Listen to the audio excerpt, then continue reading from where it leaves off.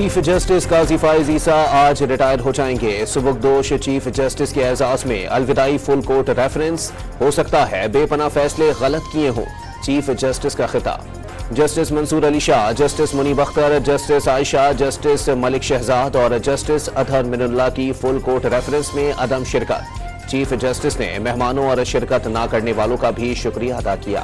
Chief justice قاضی فائز عیسیٰ کی کمی محسوس کریں گے۔ جسٹس فائز عیسیٰ کے ساتھ یادگار وقت گزارا، نامزد چیف جسٹس یحییٰ آفریدی کا فل کورٹ ریفرنس سے خطاب۔ الیکشن 2024 کے لیے چیف جسٹس قاضی فائز عیسیٰ کا کردار ناقابل فراموش ہے۔ فل کورٹ ریفرنس میں اٹارنی جنرل کا چیف جسٹس کو خراج تحسین۔ چیف جسٹس قاضی فائز عیسیٰ نے بھٹو کیس میں تاریخی غلطی درست کر کے عدلیہ کے وقار میں اضافہ کیا، فاروق نائک کا فل کورٹ ریفرنس سے خطاب۔ پاکستان اور سپریم کورٹ بار کا چیف جسٹس کے اعزاز میں الوداعی عشائیہ، جسٹس یحییٰ آفریدی کو سمجھ نہیں سکے، ان کا لیول بہت اوپر ہے، چیف جسٹس قاضی فائز عیسیٰ کا تقریب سے خطاب۔ پارلیمانی کمیٹی کی جانب سے نامزد پہلے چیف جسٹس یحییٰ آفریدی کل عہدہ سنبھالیں گے۔ آصف علی زرداری نئے چیف جسٹس سے حلف لیں گے۔ یحییٰ آفریدی کی بطور چیف جسٹس تعیناتی 3 سال کے لیے ہوگی۔ نون لیگ کے صدر نواز شریف لاہور سے دبئی کے لیے روانہ ہو گئے۔ سابق وزیر اعظم دبئی میں 1 روز قیام کے بعد لندن چلے جائیں گے۔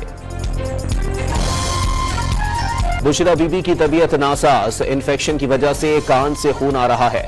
سابق خاتون اول کے آج مزید ٹیسٹ ہوں گے، ترجمان مشال یوسفزئی کا دعویٰ۔ اسلام آباد ہائی کورٹ نے بانی پی ٹی آئی سے عدالتی حکم کے باوجود وکلاء کی ملاقات پر پابندی سے متعلق توہین عدالت کیس نمٹا دیا۔